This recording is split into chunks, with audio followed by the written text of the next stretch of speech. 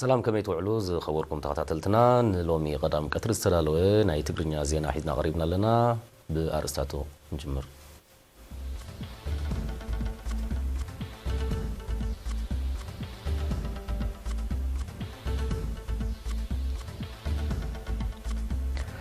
معوريا ملخاختا أبدك أنستيو نعبيتن بلتقنان حبرتسب وسان مخانو هماد أحبيروم أبنو زوبا قل علوز ترأي وراران بتا مدربدان مكوتصارو حيال سراحي سلسلالوم بوليس زوا ماكل نوننتن سراحتنياتاتن تكالات وهبتا أقلقلوت سمينار كايدوم بريزيدنت ترامب أب أمريكا حمان فيروس كورونا نمكتا شمونتنت ب$3 بليون باجت سليعوم أب تونيزيا زركب إمباس أمريكا علا مازقبر من باروز تقلت أشبراو متقعت تفتيموم أندرويد زتتعنلن على 1 بليون إلكترونيكا ومرخبيتات نزسر سرا كقلعة كمزغلا تحبيروم زرزر زينا معوريا ملخاختا أب دك أنستيو نعبيتن بلتسقنان حبرتسب وساني رواحي مخانو هقراوي محبر دك أنستيو إيرترا بمخنيات شمونت مقابيت أهقراوي معالت دك أنستيو أب زوت مقلت حبيروم رأيها ما دقي أب قرعون تصفون فتحاون معبال حبرتسب معلاب مخانو زتقصت مقلتي كم ذا عينت معبال زبهق حبرتسب كله نمحبر قطبا ولوتي زنق حنق كنت كاب سرو بونكيرو بمقحف بحبارن بمعرينتن زنبابر نقحات مخصقاس كم زدلي أسميرلوم ولكوا أب هاجرنا تبتيحو بزلو معبالة تساتفنا دك أنسيو أب بوليتيكاوي كتباو محبراون لمعتاون مربات زنا أدن تخونه زترفن من ملا بقدام النت بقعد دك أنسيو كب مبال نايت تفتيرو زلو رحيب عدلات تتكامت نخونا كغتصل زلو عمام مهانو تمقلتي أرديوم كلن دك أنسيو أوراد ما تناب قطرات زركبا زبزحا مسلاتن زخبر اللو بايتا تفتيرولن كتباوي بوتن بحرو تسب كب نمبال بتمرتن تبابن بقعتن عزيزن أفريتي بمهان نفسن كخلا كم زلون دما أزخاخيروم هاجرنا بحتو دك أنستيو زاقيد زمزقبو تعاود تعاقيبو حدش تاريخ مسرح كقتصل كم زلو زحبره مقلتها مادئ نزن معوات هاد معتي بروغرامات مرقا ودا بمحيال بو مسرت دما كتسالنت زلو قطباون محبراون لوطي زرقاقص قبراوي مدبات متقبار كم زحاتت أبريهم مقلتي همادي أب موداتا حتو دك أنستيو وترو أب أمرو زيقاتات سفيرو أب كل خفالات حبرة السب أب روحو قطر يخون أب كتمات شبوط مدبات وطيلو أب علتاوي هوت بقبري إنا تسرحلو وطيتون أدمعنتون إنا تلكعك خيد زقبقو والساني مسارت هنسات سلطون حبرة السب مخانو بمنتصار أبتي زبرخة درجة حارنت نمبصح مبصعك حدث أزهاخيروم نايلو معمد شمون تمقابيت أهقراوي معالت دك أنستيو نملأت أقزونات أمتنا نقدميت بزبل تيمايا تذكر زلا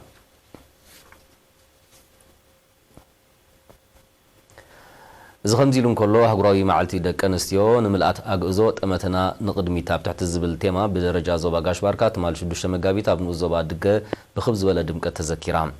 حلافيتها ماد أبتزوبا ويزرو يحدق يوهانس أبزس مع التوقال نايلو مع متهجرو مع الدك أنسيو موائل تررت بدهوتات تسجيرو أب تصفو مدرخ أبزبس إحنا الوان تخبر مهلوا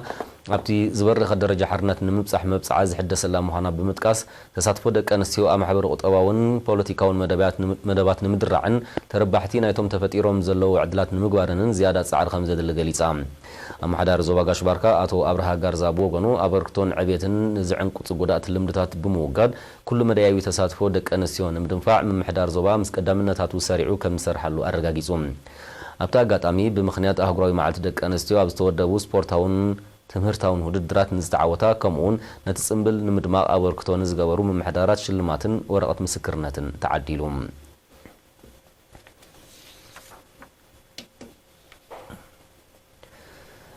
منيستر حرشا زاقيت أب أستاد 56 هكتار زتخسته ورار أنبت أمدر بدأ مقتصار كم زوعاله يخنة ترتنيحو يخنبر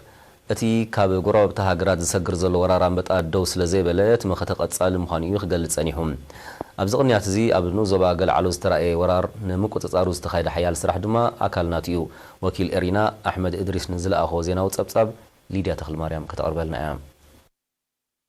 ኣብ ዞባ ሰሜናዊ ቀይሕ ባሕሪ ንዞባ ገልዓሎ ዝተረኣየ ዕስለታት ኣንበጣ ምድረ በዳ ንምቁፅጻር ሚኒስትሪ ሕርሻ ምስ ኣባላት ሓይልታት ምክልኻል ህዝብን ምምሕዳራትን ተወሃሂዱ ሓያል ስራሕ የሰላስል ከም ዘሎ ወኪል ኤሪና ሓቢሮም ሓላፊ ጨንፈር ሚኒስትሪ ሕርሻ ኣብቲ ንዞባ ኣቶ ዩሱፍ ሁሴን ኣብ ዝሃቦ መብርሂ ኣብ ወርሒ ነሓሰ 2019 ካብ የመን ዝሰገረ ዕስለ ኣንበጣ ተራእዩ ምንባሮም ብዝተኻየደ ጻዕሪ ኣብ ትሕቲ ቁፅፅር ከም ዝወዓልን ብምዝካር ነቲ ኣብ ዝቕንያት እዚ ዝተረኣየ እውን ብተመሳሳሊ ኣገባብ ንምጥፍኡ ዘድሊ ዓቕሚ ሰብ መሳርሒታትን መድሃኒትን ብምውዳድ ዕቱብ ምንቅስቃሳት ይካየድ ከም ዘሎ ገሊጾም ብፍላይ ብምምሕዳራት ከባቢ ቦርዶሊን ደሎሕን ዝተራእየ ኩብኩብታ ንምጥፋእ ሓረስቶት ሰራሕተኛታት ትካላት መንግስትን ሰራዊትን ብውህደት ኣድማዕ ስራሕ ይዓሙ ከም ዘለው ዝሓበረ ኣቶ ዩሱፍ ኤርትራ ኣብ ስጋት ወራራት አንበጣ ዘለዎ ዞባ ስለትርከብ እትገብሮ ብቅድመ ምድላዋት ዕንወት ከይውረደ ንምቁፅጻሩ ዓበ ኣስተዋጽኦ ከም ዘለዎ ኣረዲዮም ብተመሳሳሊ ኣብ እንበረሚ ዝተራእየ መበገሲኡ ዘይተፈልጠ ዕስለታት አንበጣ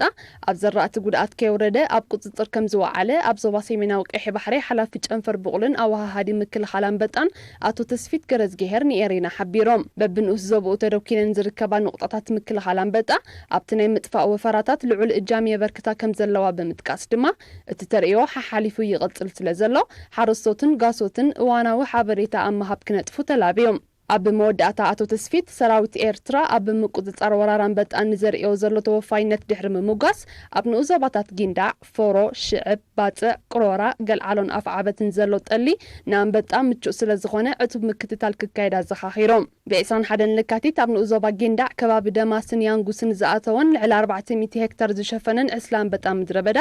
ብውህድ ተሳትፎ ሞያውያን ሕርሻ ሓረስቶትን ኣባላት ሓይልታት ምክልኻልን ኣብ ውሽጢ ሳልስቲ ኣብ ቁፅፅር ከም ዝወዓለ ይዝከር ፖሊስ ዞባ ማእከል ትማሊ 6 መጋቢት ንወነንትን ሰራሕተኛታትን ትካላት ወሃብቲ አገልግሎት ኣብ ምክልኻል ገበናትን ሓደጋታትን ዘተኮረ ሰሚናር አካይዱ ኣብቲ ኣብ አዳራሽ ዞባ ማእከል ዝተኻየደ ሰሚናር አዛዚ ፖሊስ ዞባ ማእከል ኮሎኔል በየነ ኢሳቅ ትካላት ወሃብቲ አገልግሎት ጎንጎንቲ ዘሰላስሎ ንጥፈታት ኣብ ምክልኻል ገበናትን ሓደጋታትን ጀመን ከበርክታት ተሓሳሲቡ ኣብ ሃገርና ዘይፍለጡ ዝነበሩ ሓደገኛታት ኣወለፍቲ ነገራት ክቀላቀሉ ጀሚሮም ከም ዘለው ዝጠቀሰ ኮሎኔል በየነ ኣብ ህዝቢ ብሓፈሻ ኣብ መንእስያ ድማ ብፍላይ ዘውርዶ ሃስያ ከቢድ ስለ ዝኾነ ትካላት ወሃብቲ አገልግሎት ንምግተኦም ኣብ ዝካየድ ቃልሲ ምትሕብባርን ምስ ፖሊስ ክሓይላ ፀዊዖም እተን ትካላት ኣብ ልዕሊ ትሕቲ ዕድመ ዘለወን ኣጠማምታ ሓላፍነታዊ ክኸውን ዘዘኻኸረ ኮሎኔል በየነ ገበንን ሓደጋን ካብ ዝዕድሙ ተግባራት ክጥንቀቃ ከምኡውን ናይ ድምፂ ብክላታት ብምውጋድ ፀጥታ ከባቢአን ከውሕሳ ተላብዩ አዛዚ ፖሊስ ዞባ ማእከል ኮሎኔል በየነ ኢሳቅ ሞዳታ ኣብ ጸብጻብ ገበናትን ሓደጋታትን ናይ 2019 ምርኩስ ብምግባር ሳዕቤናቶም ድሕሪ ምብራህ ህዝቢ ኣብ ምክልኻል ገበናትን ትራፊካዊ ሓደጋታትን ንቑሕ ኣበርክትኡ ክዕዝዝ ኣዘኻኺሮም ኣብ ዞባ ሰሜናዊ ቀይሕ ባሕሪ ብደረጃ ንኡስ ዞባታት ዝካየድ ስፖርታዊ ባህላውን ትምህርታውን ንጥፈታት ዘጠቃልል ቅነ ተማሃሮ ዝምባሌታት ተማሃሮ ኣብ ምልላይን ብቕዓቶም ኣብ ምኽስኳስን ዝምስገን ውፅኢት ይርከቡ ከም ዘሎ ተገሊጹ እቲ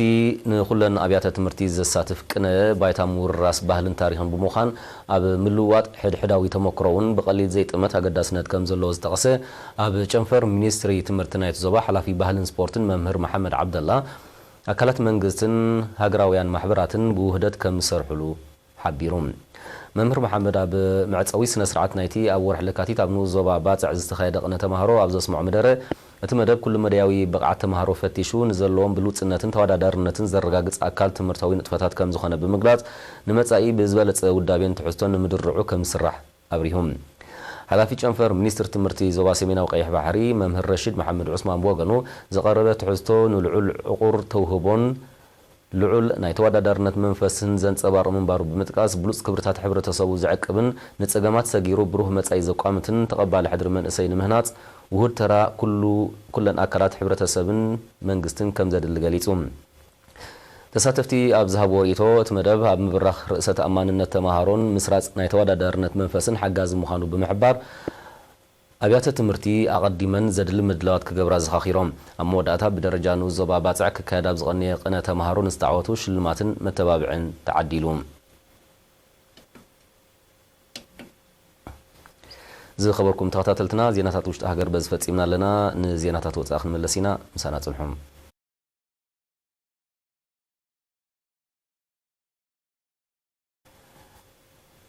ፕሬዚደንት ኣሜሪካ ዶናልድ ትራምፕ ኣብ ኣሜሪካ ሕማም ቫይረስ ኮሮና ንምግታእን ንምቁፅጻርን ዝውዕል 8.3 ቢልዮን ዶላር ባጀት ኣጽዲቖም ፕሬዚደንት ትራምፕ ነዚ ስጉምቲ እዚ ዝወሰደ ኣብ ኣሜሪካ በቲ ሕማም ናይ ዝሞቱ ሰባት ቁፅሪ 17 ናይ ዝተለኽፉ ድማ ልዕሊ 300 ከም ዝበፅሐ ኣብ ዝግለጸሉ ዘሎ እዋን እዩ እቲ ባጀት ነቲ ኣብ 17 ክፍላተ ሃገር ሕቡራት መንግስታት ኣሜሪካ ኣስፋሕፊሑ ከም ዘሎ ዝግለጽ ሕማም ኣብ ምግታእ ወታዊ ተራ ከም ዝህልዎ እዩ ፕሬዚደንት ዶናልድ ትራምፕ ሓቢሩ ሓያሎ ሃገራት ነቲ ሕማም ንምግታእን ንምቁፅጻርን ዝውዕል ገዚፍ ባጀት እኳ ይስላዕ እንተለዋ መጠን መልከፍትን ሞትን ናይ ተሕማም ብዝለዓለ መልክዑ ይውስኽ ከም ዘሎ ጥዕናዊ ጸብጻባት ይጠቕሱ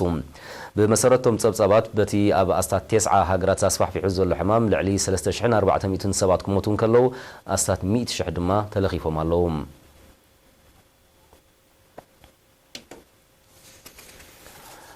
ትማሊ 6 መጋቢት ኣብ ቱኒዝያ ንዝርከብ ኤምባሲ ኣሜሪካ ዕላማ ዝገበረ መንባሩ ዝተገልጸ ሽበራዊ መጥቃዕቲ ተፈጺሙ በቲ ኣብ ርእሲ ከተማ ቱኒስ ዝተኻየደ ማንታ ርእሲ ቀትላዊ መጥቃዕታት ንፈጸምቱ ሓዊስካ 3 ሰባት ከም ዝተቐትሉን ብውሕዱ 5 ኣባላት ፖሊስ ቱኒዝያ ከም ዝቆሰሉን ሰመዝ ጸጥታ ናይታ ሰሜን ኣፍሪቃዊት ሃገር ሓቢሮም እቲ ሽበራዊ መጥቃዕቲ ኣብ ውሽጢ 8 ኣዋርሕ ኣብታ ከተማ ካብ ዝተኻየደ ተመሳሳሊ ፍጻሜታት ዝሓየለ ምዃኑ ጸብጻባት ይጠቕሱ ኣብ ወርሒ ሰነ 2019 ኣብ ከተማ ቱኒስ ብዝተፈጸመ መጥቃዕቲ ቦምብ ሰብኣውን ንዋታውን ክሳራታት ከም ዝወረደ ይግለጽ ናይዚ ሓድሽ መጥቃዕቲ ሓላፍነት ዝወሰደ ኣካል እኳ እንተዘየለ ኣብታ ሃገር ብብዝሒ ከም ዝንቀሳቐስ ዝግለጽ ሽበራዊ ጉጅለ ዳዕሽ ክኸውን ከም ዝኽእል ግን ይእመት መንግስቲ ቱኒዝያ ድሕሪ እቲ መጥቃዕቲ ኣብታ ከተማ ዘሎ ጸጥታዊ ሓለዋ ክሕይል ኣዚዙሎ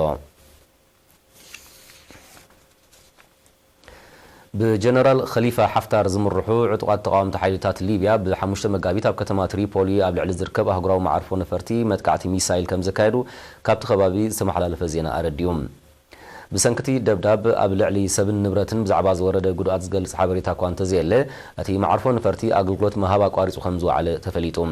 بجنرال خليفة حفتر زمرحو عطوات تقاومቲ መንግስቲ ሊብያ ነቲ ማዕርፎ ነፈርቲ መቐበሊ ግዳማውያን ሓይልታትን ኣጽዋርን ከም ዝጥቀመሉ እዮም ዝኸሱም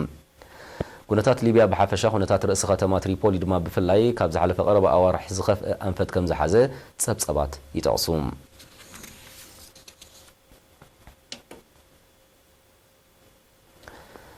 بدرجة عالم أندرويد زتتعنلن لعل 1 بليون إلكترونيكاوي مسارحيتات نسر سراكك على خمس خلاك إلى تكنولوجيات انقام بفلاي قدم خلتشان 10 زمع بلا من رخبيتات بحفشة تليفونات دما بفلاي زيادة خطك على خمس خلاهم توم كيلاتات زحبرون هن تليفونات نحدقا سرسرا زكال خل تكنولوجي كم زي تحدث لن كم صعبينو وننتن نسركي تتاوي سقاتن كالا حدقاتن مكلعم كم زي ترف تقليتهم እቶም ኣንድሮይድ ዝተጻዕና ቴሌፎናት ዝውንኑ ውልቀ ሰባት ስርዓተ መከላኸሊ ሓደጋ ከም ዝተሐደሰለን ከረጋግጹ ክኢላታት ቴክኖሎጂ ይመኽሩለዎም ስርሰራ ኮምፒውተርን ካልእ መራኸቢታት ቴክኖሎጂን በብእዋኑ እናሰፍሐ ይመጽእ ከም ዘሎ ጸብጻባት ይጠቕሱ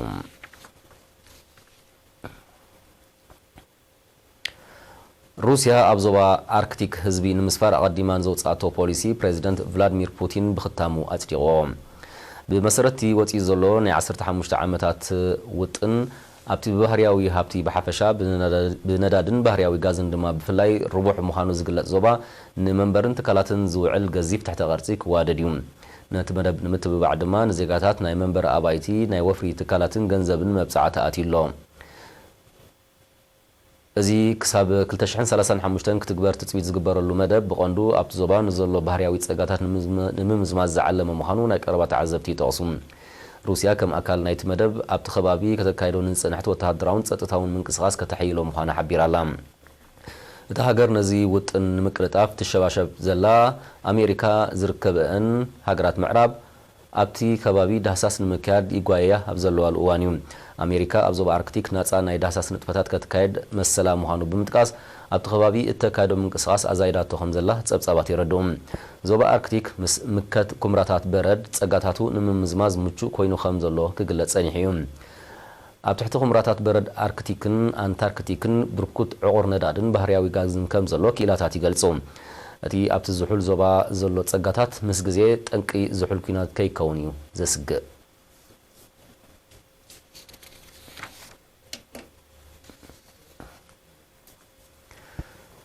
تمالي شدشت مقابيت ኣብ ከተማ ካቡል ኣፍጋኒስታን ብዝተኻየደ መጥቃዕቲ ፎኪስ ብረት 27 ሰባት ተቐቲሎም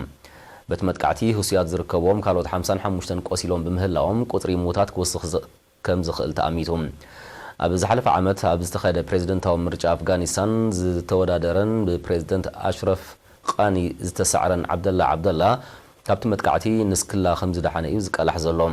زاغيت نايت متقعتي حلفنت زوسد اكال كمزيل انتخونه غنا ابلعلي علامات منغست افغانستان زكايدو متقعتات كحيلو مخانو خطنقل صنحت طالبان كخون كمزخل باغو تاميتلوم يخون برئتي عطو غجلنت متقعتي كمزي وعلى يزحبر زلوم بريزيدنت اشرف قاني نت متقعتي غبن انصار سباونت كبل كونين ولوم طالبان منغست افغانستان قيدوم نزلو ابالاتو مزيلقوم متقعتات كمزي قارص كገልጽ مصمح يذكر እቲ ዕጦ ጉጅለ ኣብ ዝሓለፈ ቀረባ መዓልታት ምስ ኣሜሪካ ድሕሪ ዝኸተሞ ስምምዕ ሰላም ኣብ 13 ወተሃደራዊ ማዕስከራት ኣፍጋኒስታን መጥቃዕታት ከም ዘካየደ ኣይርስዕን እዚ ተደጋጋሚ መጥቃዕታት ክዓርፍ ተስፋ ተገይርሉ ንዝጸንሐ ቅልውላው ኣፍጋኒስታን መሊሱ ከኽርሮ ከም ዝኽእል ይእመት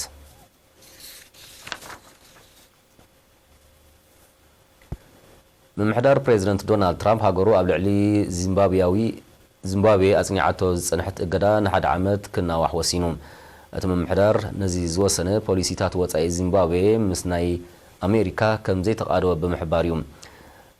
እቲ ስጉምቲ ኣብ ልዕሊ ደቡብ ኣፍሪቃዊት ሃገር ጸኒዑ ዘሎ እገዳ ክለዓል ካብ ሓያሎ ሃገራት ኣፍሪቃ ክቐርብ ድሕሪ ዝጸንሐ ጻውዒት እዩ ዝውሰድ ዘሎ ምምሕዳር ፕሬዚደንት ትራምፕ ዚምባብዌ ትኽተሎ ዘላ ፖሊሲ እንተዘይቀይራቶ እቲ እገዳ መሊሱ ክናዋሕ ከም ዝኽእል ኣጠንቂቑሎ በዚ ድማ ብሰንኪ እገዳ ኣብቲ ሃገር ተኸሲቱ ዘሎ ማሕበር ቁጠባዊ ጸገም መሊሱ ከይገድድ ምስ ኩነታት ሃገር ቅርበት ዘለዎም ተንተንቲ ስጋቶም ይገልጹ ኣለዉ